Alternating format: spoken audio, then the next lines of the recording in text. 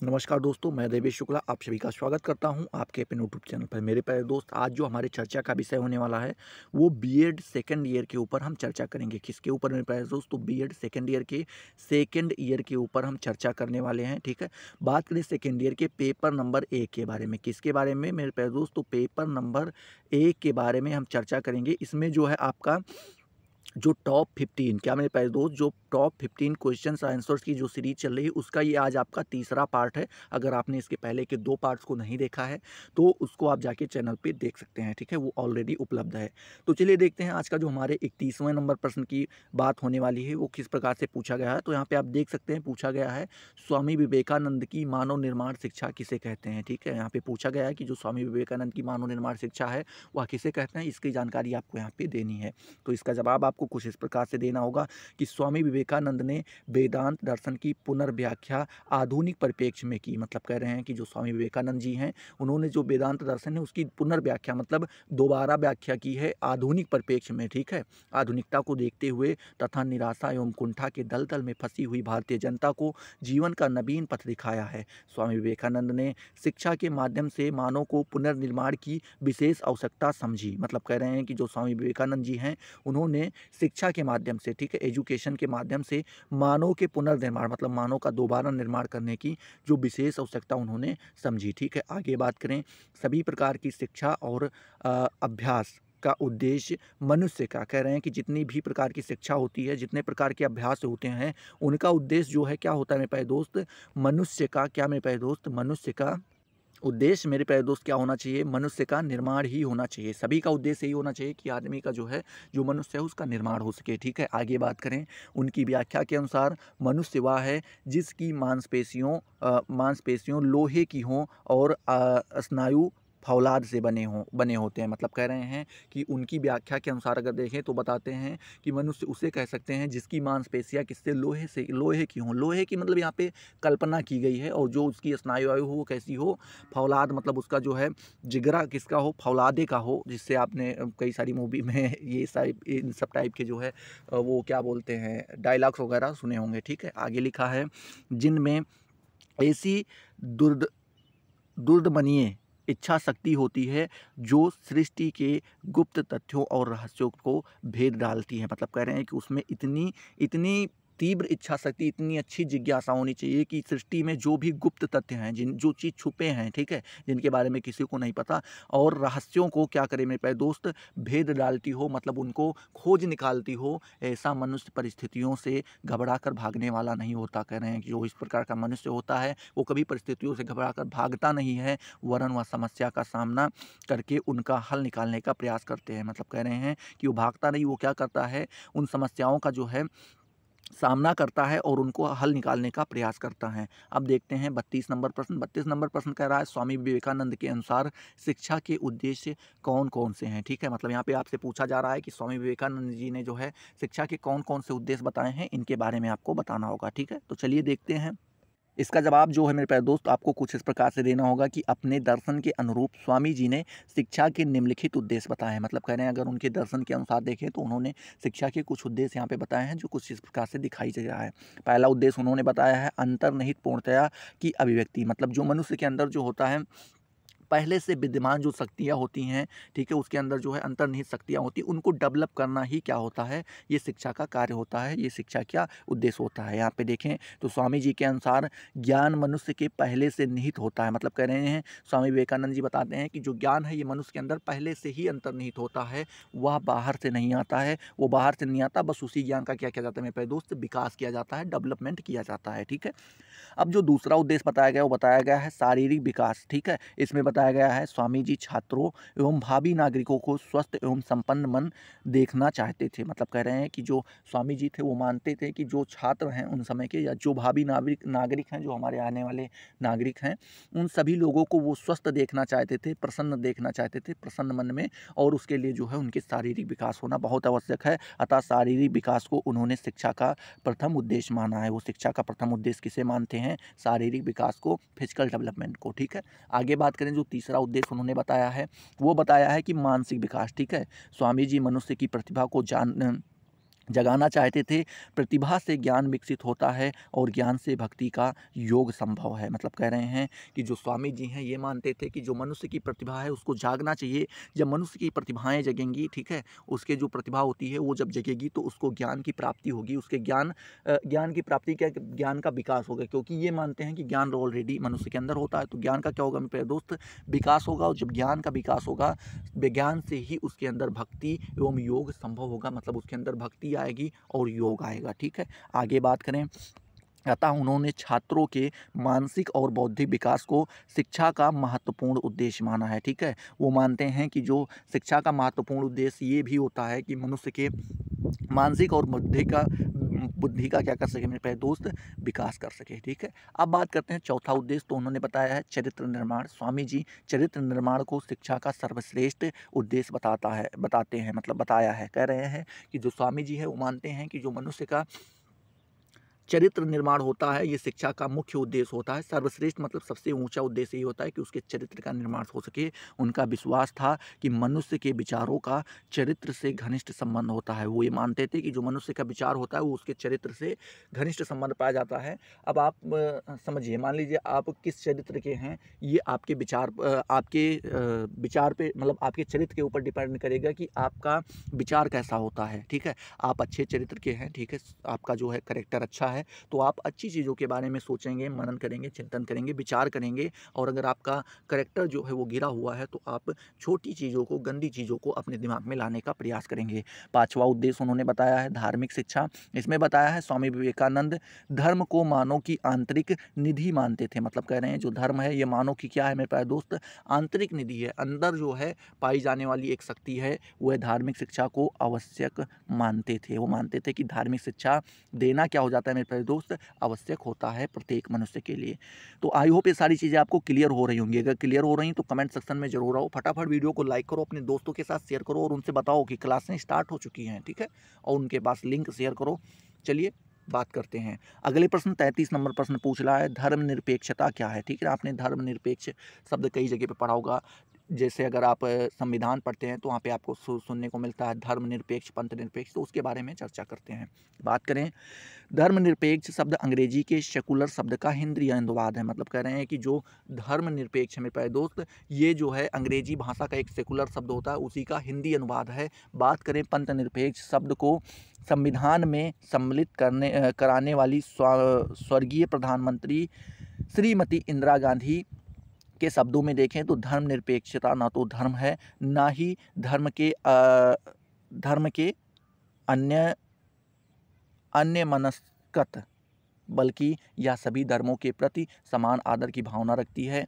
यह केवल सहनशीलता नहीं बल्कि रचनात्मक सम्मान है। ठीक है, इसके बिना देश का कोई भविष्य नहीं है।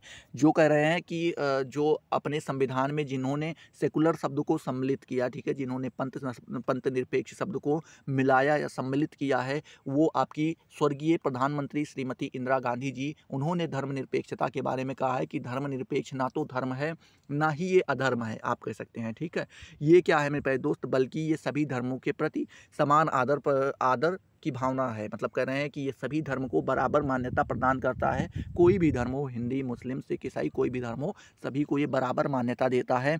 वह केवल सहनशीलता नहीं बल्कि रचनात्मक है। कह रहे हैं कि यह सहनशीलता नहीं क्या मेरे प्यारे दोस्त, ये एक रचनात्मक सम्मान है। ठीक है, ये आप बर्दाश्त नहीं कर रहे हैं, ये रचनात्मक सम्मान है। इसके बिना देश का कोई भविष्य नहीं है। कह रहे हैं अगर ये नहीं है तो आपके देश का कोई भविष्य नहीं है, आपके कंट्री का कोई भविष्य नहीं है। ठीक है, बात करें 34 नंबर प्रश्न की। तो 34 नंबर प्रश्न पूछ रहा है यहाँ पे कि प्रकृतिवादी शैक्षिक दर्शन में शिक्षक का क्या स्थान है। ठीक है, जो प्रकृतिवादी शैक्षिक दर्शन है उसमें शिक्षक का क्या स्थान बताया गया है, ये आपसे प्रश्न पूछ रहा है। तो इसका जवाब आपको कुछ इस प्रकार से देना होगा कि प्रकृतिवादी शैक्षिक दर्शन प्रकृति को ही सबसे बड़े शिक्षक के रूप में स्वीकार करता है। मतलब कह रहे हैं कि जो प्रकृतिवादी शैक्षिक दर्शन है उसमें देखें तो वो प्रकृति को ही क्या मानता है, सबसे बड़ा शिक्षक मानता है, सबसे बड़े शिक्षक के रूप में उसे स्वीकार करता है। रास ने प्रकृतिवादियों के विचारों को स्पष्ट करते हुए लिखा है कि यदि शिक्षा का कोई स्थान है तो वह पर्दे के पीछे है।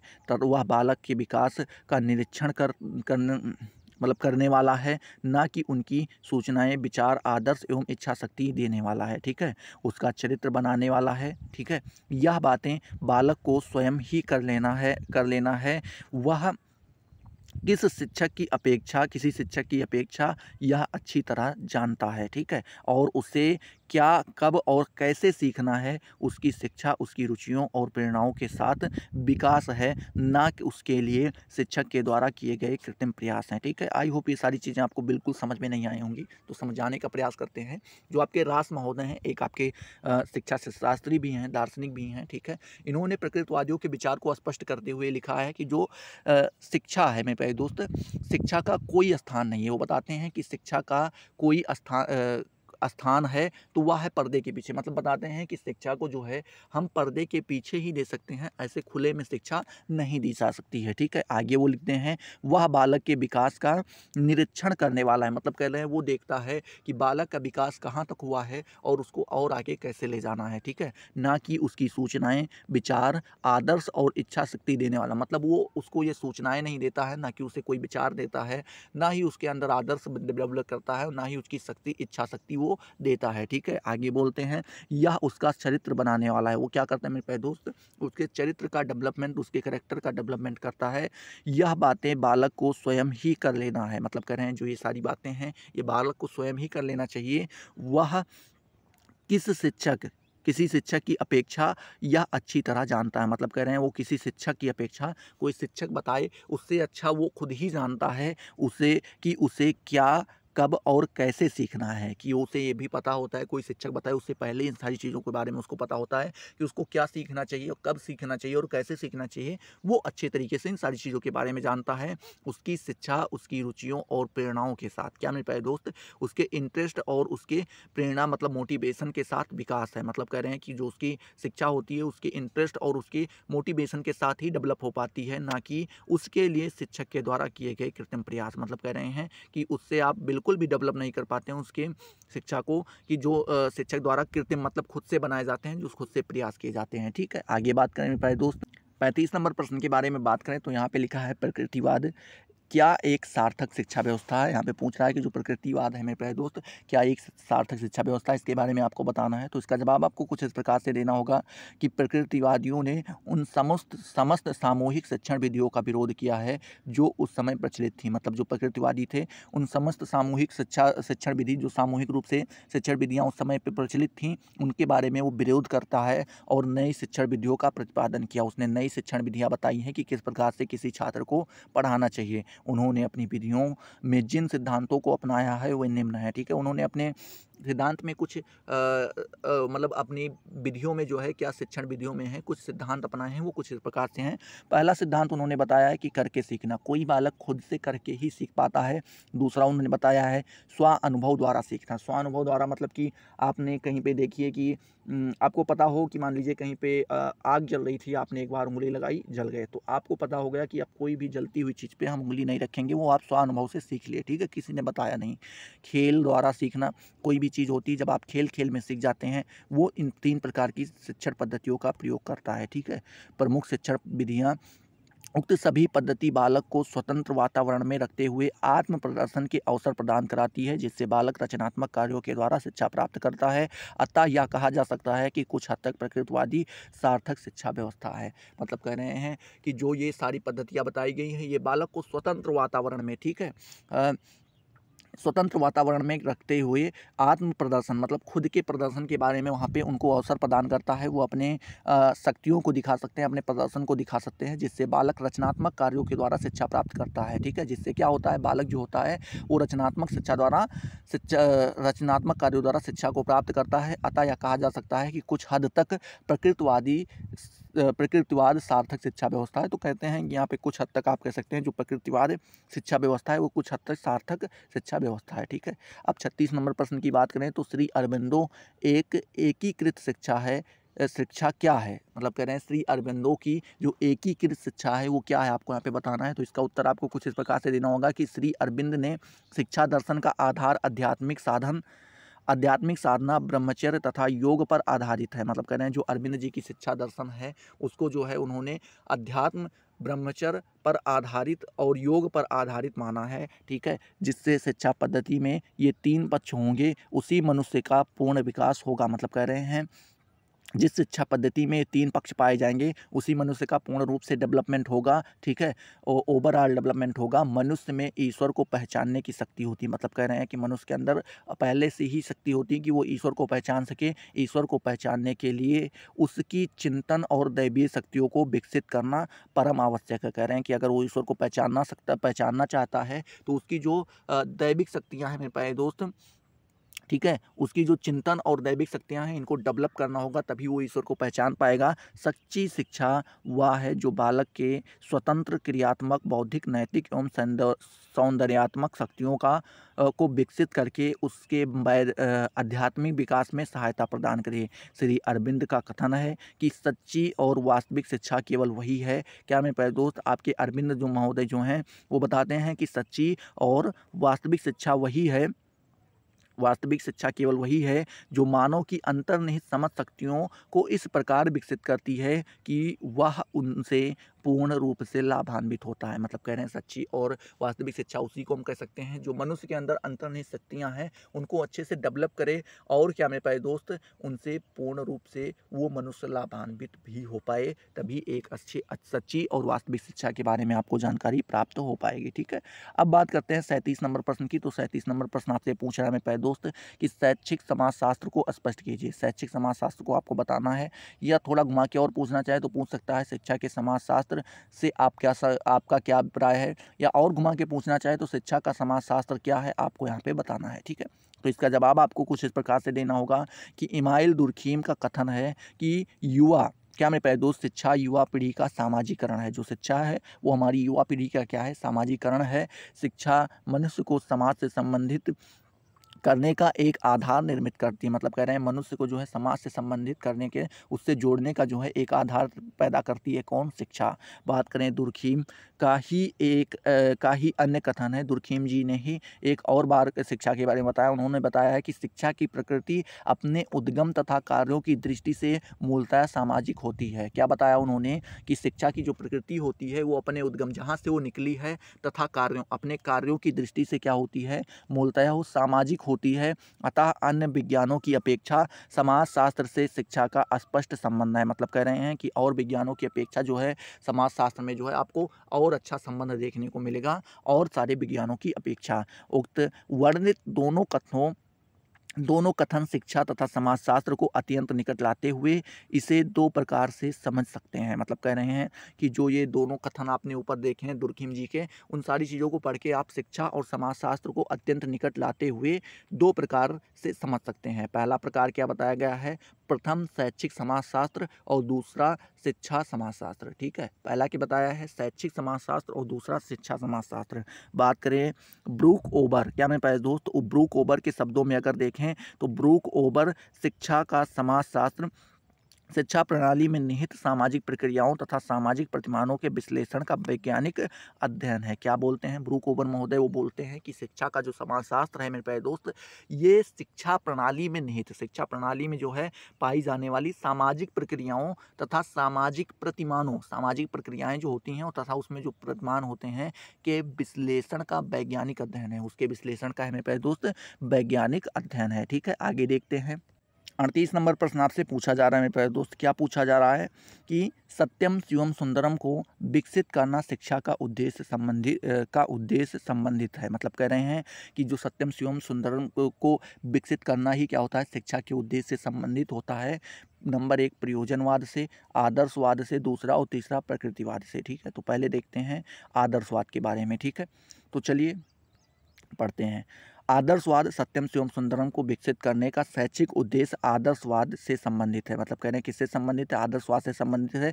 आदर्शवाद मान्यताओं के अनुसार आध्यात्मिक मूल्यों का विशेष महत्व है। क्या मैं पहले दोस्त जो आदर्शवाद मान्यताओं के अनुसार देखें तो आध्यात्मिक मूल्यों का यहाँ पे विशेष महत्व दिया जाता है। आध्यात्मिक मूल्य हैं सत्यम शिवम सुंदरम। ठीक है, ईश्वर के साक्षात्कार के लिए इन मूल्यों को जानना अनिवार्य है। कह रहे हैं कि अगर आप ईश्वर से मिलना चाहते हैं, उससे साक्षात्कार करना चाहते हैं तो ये मूल्य आपको जानने बहुत आवश्यक हो जाते हैं। इन मूल्यों के पूर्व साक्षात्कार से ही ईश्वर का साक्षात्कार किया जा सकता है। मतलब कह रहे हैं कि पहले आपको इन मूल्यों से साक्षात्कार करना होगा, तभी आप ईश्वर से साक्षात्कार कर पाएंगे, उससे मिल पाएंगे। इस तथ्य को ध्यान में रखकर आध्यात्मिक मूल्यों को विशेष महत्व दिया जाता है। कह रहे हैं कि जो ये तथ्य हैं, इन्हीं को ध्यान में रख कर के आध्यात्मिक मूल्य हैं उनको हम क्या करते हैं, विशेष महत्व देते हैं।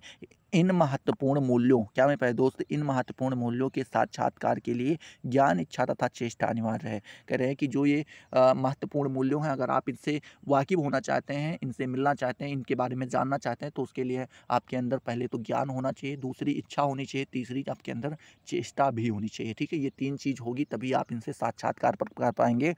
ये तीनों क्रियाएं मन द्वारा परिचालित हैं। मतलब कह रहे हैं कि ये जो तीनों क्रियाएं हैं, ज्ञान, इच्छा, चेष्टा, ये तीनों द्वारा मन के द्वारा क्या होती हैं मेरे दोस्त, प्रचालित होती हैं। इन मूल्यों के महत्व को स्पष्ट करते हुए रास ने लिखा है कि सत्यम, शिवम, सुंदरम के सुंदरम ये निरपेक्ष गुण है। कौन से गुण हैं मेरे दोस्त, निरपेक्ष गुण हैं, जिनमें से प्रत्येक अपनी आवश्यकता के कारण उपस्थित है। मतलब कह रहे हैं कि प्रत्येक जो है अपनी आवश्यकता के कारण, जब उनकी आवश्यकता दिखाई पड़ती है तो वो आते हैं, इसी के कारण वो उपस्थित हैं, और वह अपने में पूर्णतः वांछनीय है। अपने में क्या है मेरे दोस्त, पूर्णतया वांछनीय है, मतलब अलग रूप हैं अपने।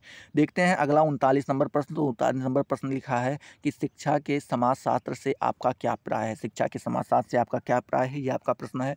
तो इसका जवाब आपको कुछ इस प्रकार से देना होगा कि शिक्षा शैक्षिक समाजशास्त्र का ही अंग है। क्या है मेरे प्यारे दोस्त, समाजशास्त्र का ही अंग शैक्षिक समाजशास्त्र है। समाजशास्त्र तो समाज के पूरे स्वरूप का अध्ययन करता है। वो क्या करता है मेरे प्यारे दोस्त, जो समाजशास्त्र है वो पूरे समाज के पूरे स्वरूप का क्या करता है, अध्ययन करता है। लेकिन शैक्षिक समाजशास्त्र की शैक्षिक बातों का ही अध्ययन करता है। मतलब कह रहे हैं जो शैक्षिक समाजशास्त्र होता है, समाजशास्त्र तो पूरे समाज के स्वरूप का अध्ययन करता है, लेकिन जो आपका शैक्षिक समाजशास्त्र होता है वो शिक्षा संबंधित बातों के बारे में ही अध्ययन करता है। आगे बात करें शैक्षिक समाजशास्त्र का विकास समाज के वैज्ञानिक अध्ययन और शिक्षा, क्या मेरे प्यारे दोस्त, और शिक्षा में समाज को अधिकाधिक महत्व देने के परिणाम स्वरूप विकसित हुआ। मतलब कह रहे हैं कि जो शैक्षिक समाजशास्त्र है इसका विकास जो है समाज में वैज्ञानिक अध्ययन और शिक्षा में समाज को अधिकाधिक महत्व प्रदान करने के लिए, उसी के लिए इसका विकास हुआ, इसका डेवलपमेंट हुआ। ठीक है, आगे बात करें 40 नंबर प्रश्न की। तो 40 नंबर प्रश्न पूछ रहा है सामाजिकरण क्या है। ठीक है,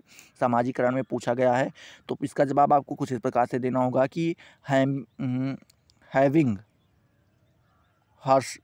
हर्स्ट, कौन, हैविंग हर्स्ट एवं न्यूगार्टन महोदय ने लिखा है कि सामाजिकरण वह प्रक्रिया है जिसके माध्यम से बच्चे अपने समाज के स्वीकृत ढंगों को सीखते हैं। क्या मेरे प्यारे दोस्त, उसके माध्यम से क्या करते हैं बच्चे जो है अपने समाज के स्वीकृत, जो उसके समाज में स्वीकार किए गए हैं जो ढंग, उनको क्या करता है वो बच्चा सीखता है और इन ढंगों को अपने व्यक्तित्व के का एक अंग बना लेता है। और धीरे धीरे करके जो वो ढंग सीखता है समाज के द्वारा, उसी को अपने व्यक्तित्व का, अपनी पर्सनालिटी का एक अंग बना लेता है। ड्रेबर महोदय लिखते हैं सामाजिकरण वह प्रक्रिया है जिसके द्वारा व्यक्ति अपने पर्यावरण के साथ अनुकूलन करता है। मतलब जो आपके ड्राइवर महोदय वो बताते हैं कि सामाजिकरण वो प्रक्रिया है जिसके द्वारा कोई भी व्यक्ति है वो जिस वातावरण में रहता है तो उसके अनुकूल रहना वो सीख पाता है, और इस प्रकार उस समाज का मान्य, सहायक और कुशल सदस्य बन जाता है। मतलब कह रहे हैं कि और इस प्रकार से वो जो है उस समाज के लिए एक मान्य, जिसको मान्यता प्राप्त हो और कुशल सदस्य के रूप में दिखाई पड़ता है। ठीक है, आगे बात करें 41 नंबर प्रश्न की मेरे प्यारे दोस्त।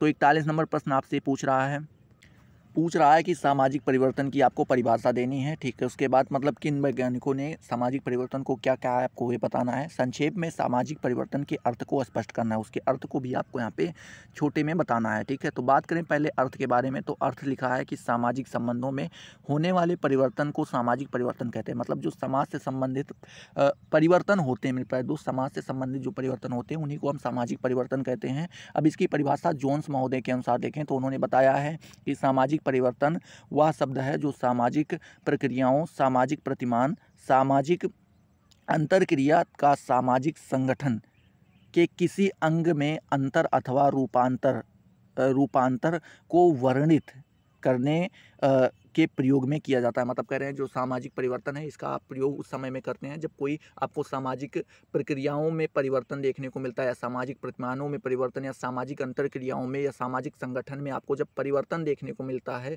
उसमें कोई अंतर आपको देखने को मिलता है, तो उस परिप्रेक्ष्य में आप सामाजिक परिवर्तन का प्रयोग करते हैं, ठीक है। दूसरे आपके महोदय आ जाते हैं, कौन मेरे प्यारे दोस्त, के डेविस महोदय। कौन आपके के डेविस महोदय के अनुसार देखें तो उन्होंने बताया है, सामाजिक परिवर्तन से केवल वही परिवर्तन समझे जाते हैं जो सामाजिक संगठन अर्थात समाज के ढांचे और कार्यों में घटित होते हैं। कह रहे हैं कि सामाजिक परिवर्तन से केवल वही परिवर्तन हम समझ सकते हैं जो क्या होते हैं, सामाजिक संगठन या फिर समाज के ढांचे और कार्यों से में घटित होते हैं, ठीक है। समाज के ढांचे में अगर कोई परिवर्तन देखने को मिलता है, सामाजिक संगठन में आपको कोई परिवर्तन देखने को मिलता है, या सामाजिक कार्यों में आपको कोई परिवर्तन देखने को मिलता है, तो वो आपका सामाजिक परिवर्तन ही कहलाता है। 42 नंबर प्रश्न पूछ रहा है, आधुनिकीकरण क्या है, अथवा करके इसी में दूसरा प्रश्न पूछ ले रहा है कि आधुनिकीकरण से आप क्या समझते हैं। ये दो प्रश्न एक ही है, घुमा के थोड़ा सा पूछा गया, तो इसका जवाब आपको कुछ इस प्रकार से देना होगा कि आधुनिकीकरण एक नए प्रकार की मानसिक दृष्टिकोण की उपज है। कह रहे हैं कि आधुनिकीकरण जो है क्या है, एक नए प्रकार की मानसिक दृष्टिकोण। जब आपके मानसिक दृष्टिकोण में कुछ नयापन दिखाई पड़ने लगे तो आप समझ लीजिए उसी का उपज क्या है मेरे प्यारे दोस्त, आधुनिकीकरण है। जिसमें क्या लिखा है, जिसमें मशीनों एवं प्रविधियों का उपयोग, क्या मेरे प्यारे दोस्त, मशीनों एवं प्रविधियों का के उपयोग के लिए नई पृष्ठभूमि का निर्माण होता है, सामाजिक संबंधों का एक नया प्रारूप बनता है, ठीक है। तो इस प्रकार से आपका ये भी हो जाएगा। अब 43 नंबर प्रश्न की बात करें तो 43 नंबर प्रश्न पूछ रहा है, राष्ट्रीय एकीकरण का महत्व लिखिए, ठीक है। राष्ट्रीय एकीकरण के महत्व के बारे में आपको बताना है।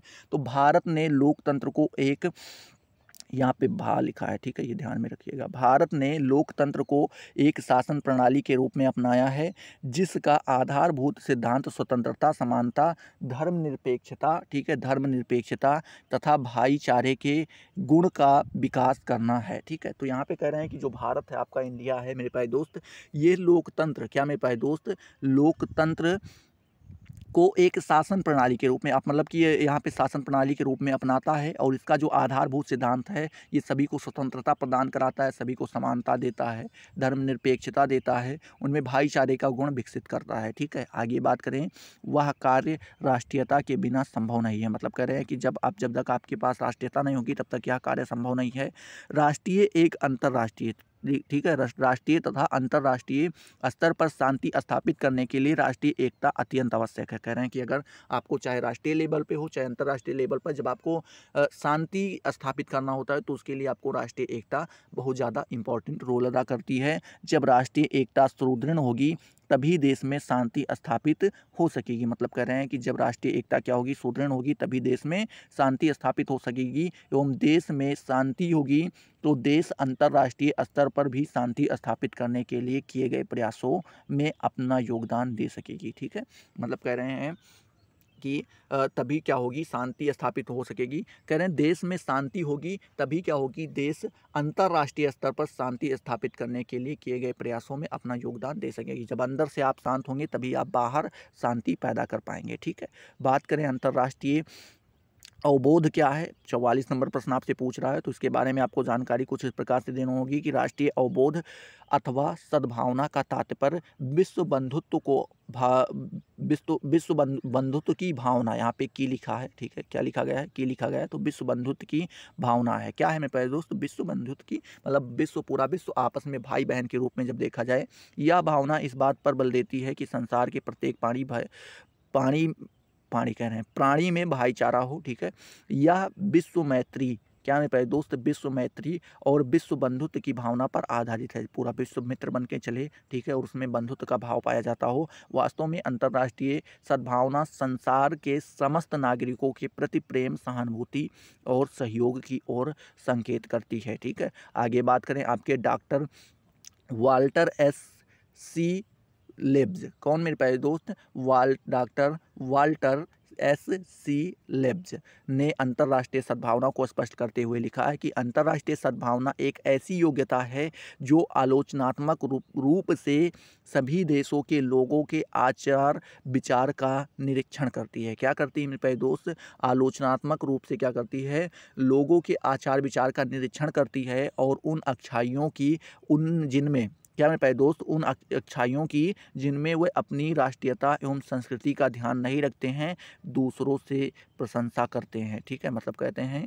कि वो क्या करते हैं, वो जिनमें, मतलब वो अच्छाइयों की जिनमें वो अपनी राष्ट्रीयता एवं संस्कृति का ध्यान नहीं रखते हैं और दूसरों से प्रशंसा करते हैं। ठीक है, आगे बात करें 45 नंबर प्रश्न की, तो पूछा गया है संस्कृति क्या है, या यही प्रश्न घुमा के पूछ ले तो संस्कृति को परिभाषित कीजिए, ये आपसे प्रश्न पूछ सकता है। तो इसका जवाब आपको कुछ इस प्रकार से देना होगा। हिंदी शब्द संस्कृति दो शब्द सम प्लस कृति से मिलकर बना है। इसका संदर्भ संस्कार से भी है, मतलब कह रहे हैं इसका जो अर्थ आप संस्कार से भी ले सकते हैं। यहाँ भी संस्कृति का अर्थ प्रक्रियाओं के परिष्कार एवं उन्नयन से है।